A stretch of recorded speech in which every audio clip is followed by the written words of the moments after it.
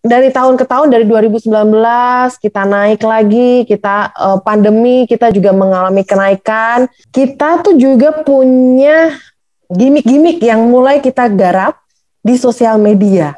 iRadio Jogja itu bisa mencapai target keuntungan sampai di 200%. Radio Visit.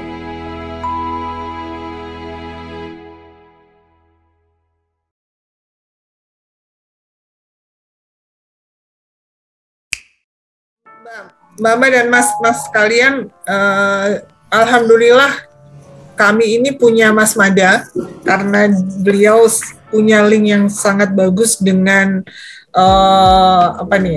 orang-orang Jogja. Jadi aktivitas-aktivitas yang ada di Jogja termasuk kayak semacam ngayog jazz,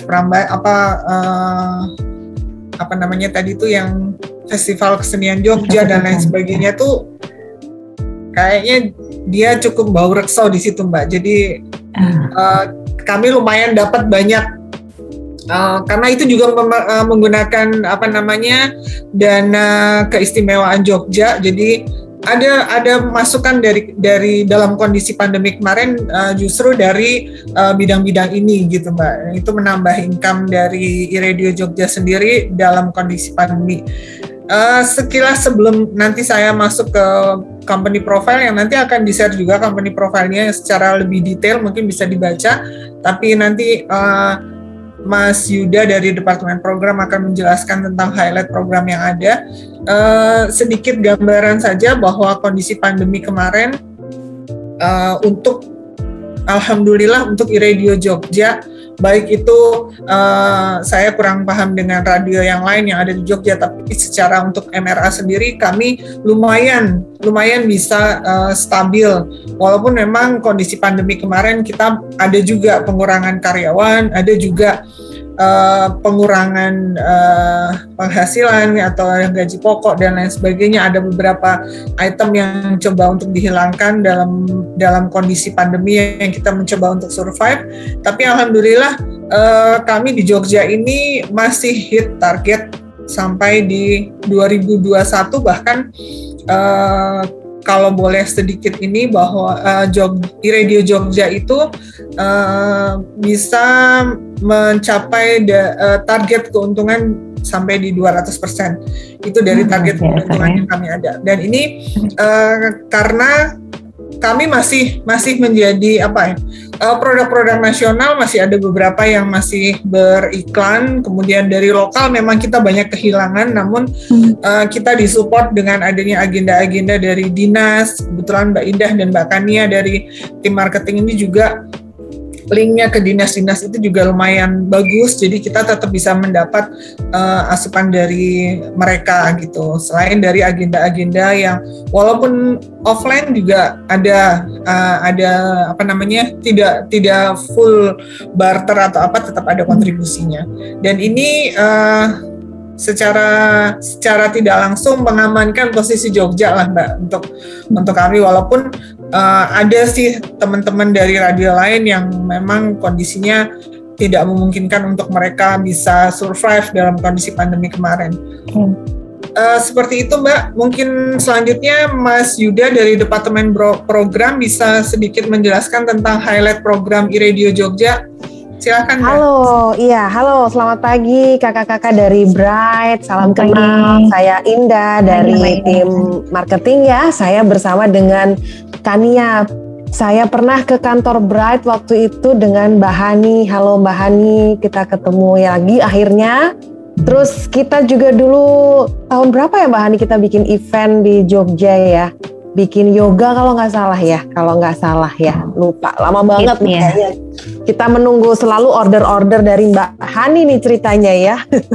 Tapi sebelumnya nih kita mau kenalan dulu. Terima kasih sudah colak-colek kita iRadio Jogja dikunjungi secara virtual. Tadi sudah mampir ke kantor kita lewat video. Nah kali ini kita mau coba sedikit lagi refresh gitu ya, bagaimana iRadio Jogja sekarang ini. Nah, tadi iRadio Jogja seperti mungkin kalau Mbak Hani atau teman-teman yang lain tahu, Kita bagian dari MRA dan alhamdulillah kita termasuk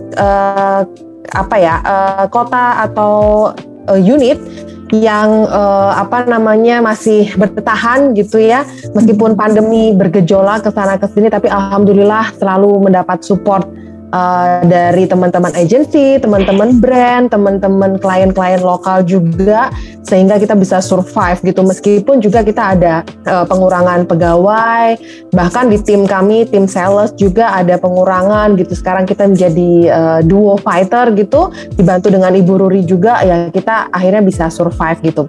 Nah, ngomongin soal program, untuk yang di highlight memang kita kan kalau di radio tahu lah ya, kalau 100% musik Indonesia, jadi kita mengedepankan 4I.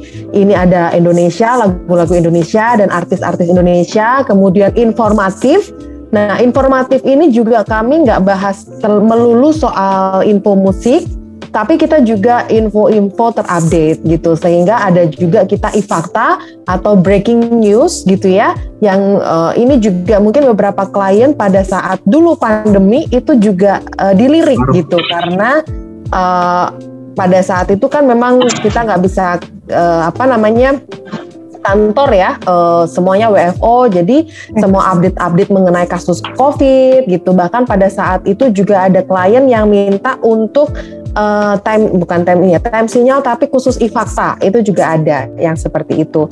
Kemudian interaktif dan juga intermezzo.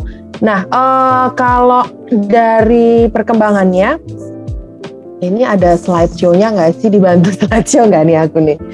Dari tahun ke tahun, emang pendengar radio itu mengalami kemajuan nih, pertumbuhan pendengar yang cukup signifikan dari data yang terlihat. Ini untuk data listeners kita.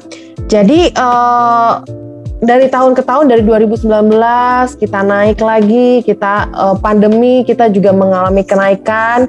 Bahkan juga data streaming ya, streaming itu juga mengalami kenaikan gitu, karena sekarang semua arahnya ke digital ya, ke streaming gitu. Jadi kita juga perlahan-lahan untuk bisa membenahi itu gitu, dari sisi teknologi dan juga dari kita sisi sumber daya manusianya juga harus upgrade gitu, supaya kita bisa sampai ke sana gitu. Kalau dulu kita radio ya hanya orang request muterin lagu udah selesai gitu, tapi bagaimana sekarang kita bisa mengkombinasikan antara on air radio, kemudian juga digital, sosial medianya kita main gitu, platform-platformnya kita gunakan secara maksimal, Instagram, mungkin TikTok dan juga YouTube. Nah itu, pada saat pandemi itu sedikit cerita, ya kita tim yang ada yang dulunya nggak pernah pegang itu Mbak gitu, nggak pernah pegang digital gitu Mas, nggak ngerti ya, kalau desain ya udahlah desain gitu, tapi akhirnya kalau streaming gitu gimana ya kita kombinasi untuk bikin podcast, kemudian digital, kemudian nanti sosial medianya gitu-gitu, ya akhirnya kita harus berkembang ke sana, kita membuat ide kreatif supaya tetap update gitu untuk mengkombinasikan itu. Nah, ini adalah beberapa signature program kita ya, mulai mengkombinasikan antara on air, off air dan juga digital. Kalau dulu on air dan off air udah selesai gitu ya, kita bisa talk show, spot, ad-libs gitu. Kemudian kalau untuk yang off air kita ada banyak event roadshow gitu, atau mungkin live broadcast gitu ya. Tapi kalau sekarang bagaimana itu juga bisa dikombinasikan dengan digital gitu, baik itu sebelum event, pada saat event, ataupun sesudah event gitu. Nah, kita yang sedang menggarap di sana, fokus di sana, dan itu yang akhirnya ujung tombak kita ini ya para penyiar ini gitu. Kayak tadi pada saat lihat video gitu ya, kalau talentnya kurang ya akhirnya semua terlibat gitu, semua mau terlibat. Kebetulan kok ya teman-teman di Radio Jogja itu jago acting gitu, dari Mas Yantonya, dari finance-nya, semuanya gitu bisa jago acting. Tapi untuk yang aktor utama ya memang penyiar-penyiar ini yang kita tonjolkan. Program prime time kita pagi-pagi ini dari Senin sampai Jumat jam 9.10, jam 6 sampai jam 10, kemudian sore-sore. Kalau pagi-pagi kita punya Dega Himawan, kemudian kalau pagi juga partnernya ada Ari, untuk sore ada Agnes, dan untuk partnernya ada Herman. Kemudian ada juga reguler, itu Sabtu Minggu, ada SMS Sabtu Minggu siaran, kemudian juga ada sore-sore weekend atau SSW dari jam 10 sampai jam 2 untuk yang Sabtu, dan kemudian untuk yang sore dari jam 4 sampai jam 8 malam.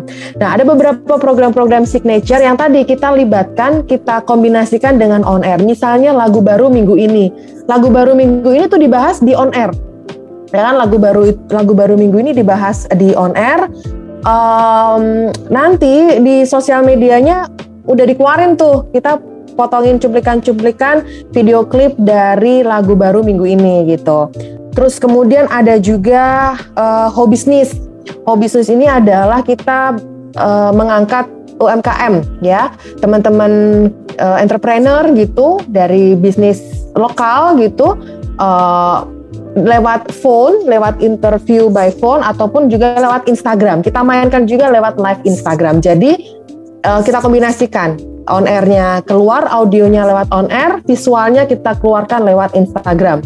Kita save nanti supaya bisa diputar ulang di Instagram. Itu hobi dan bisnis.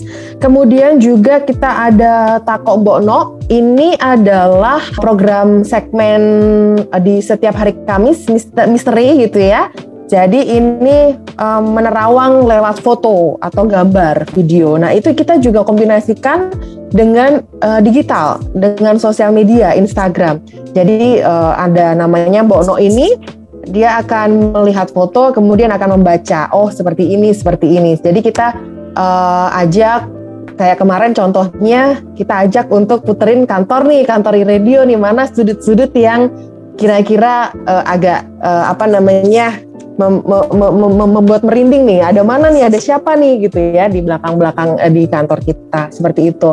Kemudian juga ada Sore Sehat gitu ya, itu juga ada highlight kita. Nah, kita tuh juga punya gimmick-gimmick yang mulai kita garap di sosial media.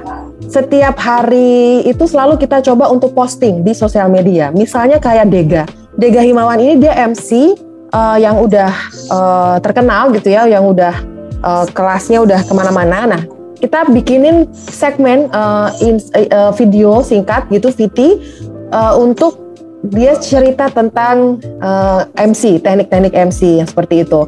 Kemudian juga kayak si Herman, karena dia sehat banget badannya gitu ya, kita bikin gimmick-gimmick seperti itu. Jadi kita mau melibatkan penyiar ini supaya bisa aktif di digital, kita punya platform itu, gitu sih. Kemudian kalau signature, nah kalau kemarin itu kita punya program-program off air seperti Indokustik. Indokustik ini signature program kita yang selalu kita bawa kemana-mana, karena di situ pasti ada musik, ada talk show, ya kan. Kemudian ada brand di situ bisa masuk gitu. Baik itu di mall, di hangout place, di cafe, bisa kita hajar. Kemarin itu kan sempat terhenti karena pandemi, tapi sekarang lewat protokol kesehatan kita masih kita bisa lakukan itu untuk program Indokustik seperti ini. Jadi selling, sampling, branding bisa dilakukan di sana. Kemudian iRadio Ngantor ini juga sama, program yang signature program kita ke kantor-kantor untuk ya kita membuka kerjasama, menjalin relation dengan corporate yang ada di Jogja, sekaligus ingin mengenalkan brand ini kepada teman-teman yang ada di Jogja lewat corporate, seperti itu. Itu kemudian ya ini kemarin itu pada saat pandemi ya, kita menjalankan program-program event lewat webinar, bahkan roadshow ke kampus itu juga lewat webinar. Waktu itu brandnya Wardah, karena dulu awalnya jalannya off air gitu, terus pandemi akhirnya harus berhenti. Kita lanjutkan untuk menyelesaikan program itu tapi lewat online ya, lewat webinar, lewat Zoom. Nah, itu juga yang dilakukan sekarang oleh teman-teman dari brand lain gitu untuk mengkombinasikan sosial media dengan on air. Jadi kita woro-woro promonya lewat on air, kemudian aktivasinya juga lewat digital. Itulah sebabnya kita banyak sekali bekerja sama dengan teman-teman KOL atau influencer dari mikro ataupun makro gitu. Sehingga baik yang lokal ataupun yang nasional. Nanti kan tergantung budget ya dari teman-teman brand seperti apa, sehingga kita bisa mengkombinasikan itu. Program misalnya kayak kemarin bikin video TikTok gitu. Ya ada gitu, video TikTok dengan brand gitu. Ada butuh berapa, terus targetnya berapa, yang seperti itu sih yang kita lakukan. Jadi woro-woronya juga sama, tetap kita lakukan lewat on air, adlib, spot jalan, talk show jalan, tapi digitalnya juga jalan gitu. Kemudian off airnya, offline-nya juga jalan, kita jalan. Misalnya kita harus dengan canvassing gitu ya, itu juga ada. Jadi memang kalau di kami ini butuhnya apa, kita bahannya ada, kita siaplah masakan gitu.